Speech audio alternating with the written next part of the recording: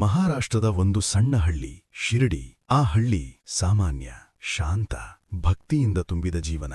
ಆದರೆ ಸುಮಾರು 858ರ ಒಂದು ದಿನ ಆ ಹಳ್ಳಿಯ ಇತಿಹಾಸವೇ ಬದಲಾಗುವಂತಹ ಘಟನೆ ನಡೆಯಿತು. ಹಳ್ಳಿಯ ಹೊರವಲಯದ ಒಂದು ಬೇವು ಮರದ ಕೆಳಗೆ ಒಬ್ಬ ಯುವ ಫಕೀರ್ ಧ್ಯಾನದಲ್ಲಿ ಕುಳಿತಿದ್ದ.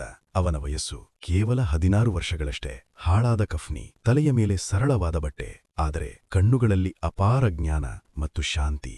ಅವನು ಯಾರು, ಎಲ್ಲಿ ಬಂದನು, ಯಾರ ಮಗನು, ಯಾರಿಗೂ ಗೊತ್ತಿರಲಿಲ್ಲ. ಗ್ರಾಮಸ್ಥರು ಆಶ್ಚರ್ಯದಿಂದ ನೋಡುತ್ತಿದ್ದರು. ಕೆಲವರು ಅವನನ್ನು ಹುಚ್ಚನೆಂದರು, ಕೆಲವರು ಅವನನ್ನು ಮಹಾನ್ ಸಂತನೆಂದರು. ಆದರೆ ಆ ಯುವ ಫಕೀರ್ ದಿನಗಳ ತನಕ ಅಚಲವಾಗಿ ಧ್ಯಾನದಲ್ಲೇ ಕುಳಿತಿದ್ದ. ಬಿಸಿಲು, ಮಳೆ, ಗಾಳಿ ಯಾವುದೂ ಅವನ ಮನಸ್ಸನ್ನು ಅಲುಗಾಡಿಸಲಿಲ್ಲ. ಆ ಬೇವು ಮರವೇ ನಂತರ ಪವಿತ್ರ ಸ್ಥಳವಾಯಿತು. ಆದರೆ ಕೆಲವು ವರ್ಷಗಳ ನಂತರ ಆ ಯುವಕ ಅಚಾನಕ್ ಕಾಣೆಯಾಗಿಬಿಟ್ಟ. ಅವನು ಎಲ್ಲಿಗೆ ಹೋದನು, ಯಾರಿಗೂ ತಿಳಿಯಲಿಲ್ಲ. ಹಳ್ಳಿ ಮತ್ತೆ ತನ್ನ ದೈನಂದಿನ ಬದುಕಿಗೆ ಮರಳಿತು. ಆದರೆ ವಿಧಿಯ ಚಕ್ರ ಇನ್ನೂ ತಿರುಗುತ್ತಿತ್ತು. ಕೆಲವು ವರ್ಷಗಳ ನಂತರ ಮಹಾರಾಷ್ಟ್ರದ ಧೂಪ್ಖೇಡ ಎಂಬ ಹಳ್ಳಿಯಿಂದ ಒಂದು ಮದುವೆ ಮೆರವಣಿಗೆ ಶಿರಡಿಗೆ ಬರುತ್ತಿತ್ತು. ಆ ಮೆರವಣಿಗೆಯೊಂದಿಗೆ ಒಬ್ಬ ಫಕೀರ್ ಕೂಡ ಬಂದಿದ್ದ.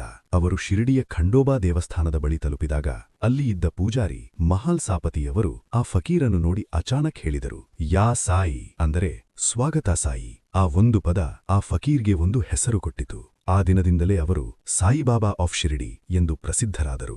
ಸಾಯಿಬಾಬಾ ಶಿರಡಿಯನ್ನು ತನ್ನ ನಿವಾಸವಾಗಿ ಆಯ್ಕೆ ಮಾಡಿದರು. ಅವರು ಹಳೆಯ ಮಸೀದಿಯಲ್ಲಿ ವಾಸಿಸಲು ಆರಂಭಿಸಿದರು. ಅದನ್ನು ಅವರು ದ್ವಾರಕಾಮಾಯಿ ಎಂದು ಕರೆಯುತ್ತಿದ್ದರು. ಅಲ್ಲಿ ಸದಾ ಒಂದು ಪವಿತ್ರ ಅಗ್ನಿ, ಧೂಣಿ ಜ್ವಲಿಸುತ್ತಿತ್ತು. ಹಿಂದೂಗಳಿಗೆ ಅವರು ದೇವರ ಅವತಾರ, ಮುಸ್ಲಿಮ್ಮರಿಗೆ ಪವಿತ್ರ ಫಕೀರ್. ಆದರೆ ಸಾಯಿಬಾಬಾ ಧರ್ಮಗಳ ಗಡಿ ಮೀರಿ ನಿಂತವರು. ಅವರು ಸದಾ ಹೇಳುತ್ತಿದ್ದರು, ಸಬ್ಕಾ ಮಾಲಿಕ್ ಏಕ್, ದೇವರು ಒಬ್ಬನೇ. ಪ್ರತಿದಿನ ಅವರು 5 ಮನೆಗಳಿಗೆ ಭಿಕ್ಷೆ ಬೇಡುತ್ತಿದ್ದರು. ಆ ಭಿಕ್ಷೆಯನ್ನು ತಮ್ಮಷ್ಟಕ್ಕೆ ಮಾತ್ರವಲ್ಲ, ಎಲ್ಲರಿಗೂ ಹಂಚುತ್ತಿದ್ದರು. ಬಡವ, ಶ್ರೀಮಂತ, ಹಿಂದೂ, ಮುಸ್ಲಿಂ ಎಲ್ಲರೂ ಅವರ ದೃಷ್ಟಿಯಲ್ಲಿ ಸಮಾನರು. ಜನರು ನಿಧಾನವಾಗಿ ಅರಿತುಕೊಂಡರು, ಇವರು ಸಾಮಾನ್ಯ ಫಕೀರಲ್ಲ. ಅವರ ಮಾತುಗಳಲ್ಲಿ ಶಕ್ತಿಯಿತ್ತು, ಅವರ ಆಶೀರ್ವಾದದಲ್ಲಿ ಅದ್ಭುತ ಇತ್ತು, ಅವರ ಕಣ್ಣಿನಲ್ಲಿ ಅನಂತ ಕರುಣೆಯಿತ್ತು. ಇಂದಿಗೂ ಸಾಯಿಬಾಬಾರ ಜನ್ಮರಹಸ್ಯವೇ. ಅವರು ಯಾವ ಕುಟುಂಬದಲ್ಲಿ ಜನಿಸಿದರು, ಯಾವ ಧರ್ಮಕ್ಕೆ ಸೇರಿದವರು, ಯಾರಿಗೂ ಸ್ಪಷ್ಟ ಉತ್ತರವಿಲ್ಲ.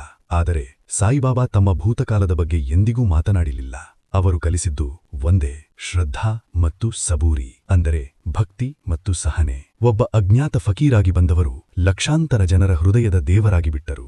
ಇಂದಿಗೂ ಶಿರಡಿಯ ಗಾಳಿಯಲ್ಲಿ ಅವರ ಅನುಭವ ಸಿಗುತ್ತದೆ. ದ್ವಾರಕಾಮಾಯಿಯ ಧೂಣಿಯಲ್ಲಿ ಅವರ ಸಾನ್ನಿಧ್ಯ ಕಾಣಿಸುತ್ತದೆ. ಭಕ್ತರ ಪ್ರಾರ್ಥನೆಯಲ್ಲಿ ಅವರ ಕೃಪೆ ಜೀವಂತವಾಗಿದೆ. ಸಾಯಿಬಾಬಾ ಶಿರಡಿಗೆ ಬಂದದ್ದು ಯಾದೃಚ್ಛಿಕವಲ್ಲ, ಅದು ಒಂದು ದೈವೀಕ ಆಗಮನ. ಮಾನವತೆಗೆ ಪ್ರೀತಿ ಕಲಿಸಲು, ಧರ್ಮಗಳ ನಡುವೆ ಏಕತೆ ತೋರಿಸಲು ಮತ್ತು ಪ್ರತಿಯೊಬ್ಬರಿಗೂ ನಂಬಿಕೆ ಮತ್ತು ಸಹನೆ ನೀಡಲು ಸಾಯಿ ಬಂದರು. ಮತ್ತು ಶಿರಡಿ ಎಂದೆಂದಿಗೂ ಪವಿತ್ರವಾಯಿತು.